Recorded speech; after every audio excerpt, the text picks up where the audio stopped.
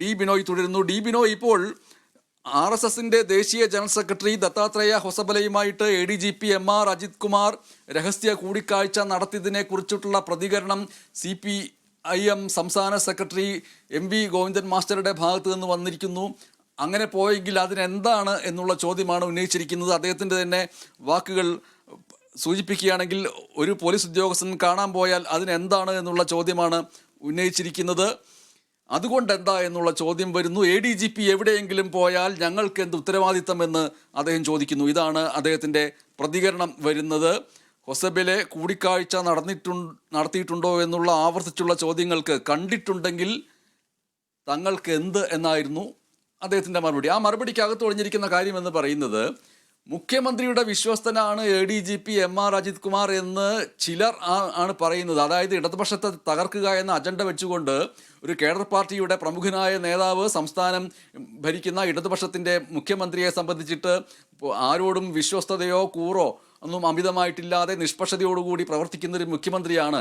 ആ മുഖ്യമന്ത്രിക്ക് ഏതെങ്കിലും ഒരു പോലീസ് ഉദ്യോഗസ്ഥനോട് വിശ്വസ്തതയുണ്ട്, അമിതമായ വിശ്വസ്തതയുണ്ട് എന്ന് പറയുന്നത് ഇടതുപക്ഷത്തെ തകർക്കുക എന്ന അജണ്ടയുമായിട്ട് നടക്കുന്നവരാണ് എന്ന് ആവർത്തിച്ച് വ്യക്തമാക്കുന്നുണ്ട്. അതുകൊണ്ട് ഏത് പോലീസുകാരൻ ആരെ കാണാൻ പോയാൽ ഞങ്ങൾക്ക് എന്ത് എന്നതിൻ്റെ ആന്തരികമായ അർത്ഥം എന്ന് പറയുന്നത് അത് പോലീസുകാരിൽ മാത്രം നിക്ഷിപ്തമായിട്ടുള്ള അതൊരു കുറ്റമാണെങ്കിൽ കുറ്റകൃത്യം ആ പോലീസുകാരനെ മാത്രം ബാധിക്കുന്നതാണ്. അത് ഇടതുപക്ഷത്തെയോ മുഖ്യമന്ത്രിയെയോ CPIMനെയോ സവിശേഷമായി ബാധിക്കുന്നതല്ല എന്നുള്ള നിലയ്ക്ക് അതിനെ കാർക്കശ്യത്തോടുകൂടി മറുപടി പറഞ്ഞിരിക്കുന്നതായിട്ടാണ് കാണാൻ കഴിയുന്നത്. ഡി ബിനോയ്, തീർച്ചയായിട്ടും അങ്ങനെ തന്നെയാണ്. ഇതിനകത്തൊരു രാഷ്ട്രീയം കലർത്താതെ, സർക്കാരിനെ ഉൾപ്പെടുത്താതെ വലിയ തരത്തിലൊരു ഒഴിഞ്ഞുമാറൽ നടത്തുകയാണ് സംസ്ഥാന സെക്രട്ടറി MV ഗോവിന്ദൻ നടത്തിയിരിക്കുന്നത്. നമുക്ക് വ്യക്തമായി പറയാൻ കഴിയും. അതിനെന്താണ് തെറ്റ്, അല്ലെങ്കിൽ എന്താണ് അതിന് ഞങ്ങൾ എന്ത് ചെയ്യണം എന്ന തരത്തിൽ പറഞ്ഞു വെക്കുമ്പോൾ ഇതിൻ്റെ ഉത്തരവാദിത്തം സർക്കാരിനില്ല, അതുപോലെ തന്നെ പാർട്ടികൾക്കില്ല. അയാളൊരു പോലീസ് ഉദ്യോഗസ്ഥ എന്ന നിലയ്ക്ക് RSSൻ്റെ ഒരു മേധാവിയുമായി കൂടിക്കാഴ്ച നടത്തി എന്നുള്ളതിനപ്പുറത്തേക്ക്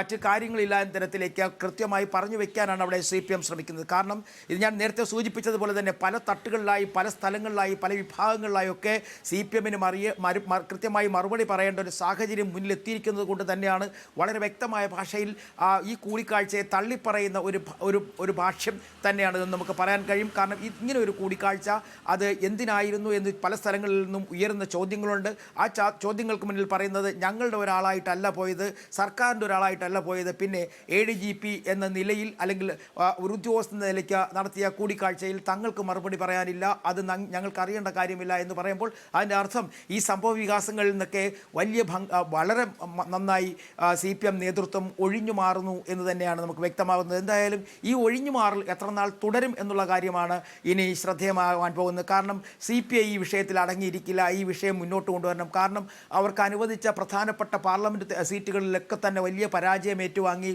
എന്നാൽ ഇവിടെ നടന്നത് അങ്ങനെയല്ല. ഈ പരാജയത്തിലൂടെ പാർലമെൻറ്റിലേക്ക് എത്തിയത് ഒരു BJP സ്ഥാനാർത്ഥിയായിരുന്നു. ഒരു BJPക്ക് കേരളത്തിൽ ആദ്യമായി അക്കൗണ്ട് തുറക്കുവാൻ LDFൻ്റെ പരാജയപ്പെടുത്തി മുന്നോട്ട് പോകാൻ കഴിഞ്ഞതിൻ്റെ പിന്നിൽ വലിയ തരത്തിലുള്ള ഒരു അട്ടിമറി നടന്നു എന്നുള്ള കാര്യത്തിലേക്ക് വസ്തുതകൾ എത്തുമ്പോൾ CPI വെറുതെ ഇരിക്കില്ല. CPI കൃത്യമായ ഭാഷയിൽ പ്രതികരിച്ചുകൊണ്ട് തന്നെ ഇരിക്കും. ഇന്ന് CPI സംസ്ഥാന സെക്രട്ടറിയാണ് പറഞ്ഞെങ്കിൽ നാളെ ഒരു പക്ഷേ CPIയുടെ മറ്റ് മുതിർന്ന നേതാക്കന്മാരും ഒക്കെ തന്നെ ഇത് ഏറ്റുപിടിച്ചുകൊണ്ട് ഇതിൻ്റെ പിന്നാലെ വരുമെന്നുള്ള കാര്യത്തിൽ ഒരു സംശയവും വേണ്ട. അവിടെ ഇത്തരത്തിൽ ഞങ്ങൾക്ക് എന്ത്, അല്ലെങ്കിൽ ഞങ്ങൾ എന്ത് ചെയ്യണം, അതാരാ അതിൻ്റെ ഉത്തരവാദിത്വം ഞങ്ങളല്ല എന്നൊന്നും ഒഴിഞ്ഞു മാറാനാവില്ല. അതൊരു പക്ഷേ ഇടതു മുന്നണിയിലൊക്കെ വ്യക്തമായ ഭാഷയിൽ മറുപടി നൽകേണ്ടി വരും എന്നുള്ളത് ഉറപ്പാണ്. MS CPI സംസ്ഥാന സെക്രട്ടറി ബിനോയ് വിശ്വം ഇത്രമേൽ രൂക്ഷമായ ഭാഷയിൽ ഈ വിഷയത്തോട് പ്രതികരിച്ചിരിക്കുന്നതിൻ്റെ രണ്ട് കാരണങ്ങളിൽ ഒരു കാരണമായിട്ട് നമ്മൾക്ക് പറയാൻ കഴിയുക, തൃശ്ശൂരിൽ ലോക്സഭാ തെരഞ്ഞെടുപ്പിൽ മത്സരിച്ചത് CPIയുടെ സ്ഥാനാർത്ഥിയായ സുനിൽകുമാർ ആണ് എന്നതുകൊണ്ടും സുനിൽകുമാർ ജയിക്കേണ്ടിയിരുന്ന ഒരു സീറ്റ് സുരേഷ് ഗോപിക്ക് അനുകൂലമായ രീതിയിൽ തൃശ്ശൂർ പൂരത്തെ അലങ്കോലമാക്കി, വർഗീയമായി ജനകീയമായ വോട്ടുകളെ ധ്രുവീകരിച്ചു എന്നൊക്കെ ഉള്ളതുകൊണ്ട് ഒരു പക്ഷേ ഈ വിഷയത്തിൽ പ്രതികരിച്ചു എന്ന് വന്നേക്കാം. ഇനി അങ്ങനെ സംഭവിച്ചില്ലായിരുന്നു എന്ന് തന്നെ വിചാരിക്കുക.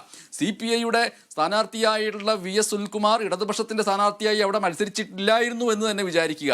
ഈ ഒരു കൂടിക്കാഴ്ച ഇങ്ങനെ നടന്നിട്ടുണ്ടെങ്കിൽ ആ കൂടിക്കാഴ്ച ദുരൂഹവും അനുചിതവുമാണ് എന്ന് പറയാവുന്ന രീതിയിലാണ് CPIM കൂടി ചേർന്ന LDFൻ്റെ അകത്ത് നിൽക്കുമ്പോൾ തന്നെ തങ്ങളുടെ വ്യത്യസ്തമായ ഐഡൻറ്റിറ്റിയെ, വ്യത്യസ്തതയെ, തനിമയെ എടുത്തു കാണിക്കാൻ വേണ്ടി എപ്പോഴും നിലപാടുകൾ എടുത്തിട്ടുള്ളത്. ആ രീതിയിൽ ഉള്ള ഗൗരവമേറിയ ഒരു വിഷയം എന്ന നിലയ്ക്ക് ഒന്നാമത്തെ കാരണം ഇല്ലായിരുന്നുവെങ്കിൽ തന്നെയും CPI അത് പറയുമെന്ന് നമുക്ക് വിചാരിക്കാം. എന്തായാലും നമ്മൾക്ക് ഒരു ഇടവേളയിലേക്ക് പോകേണ്ടതുണ്ട്.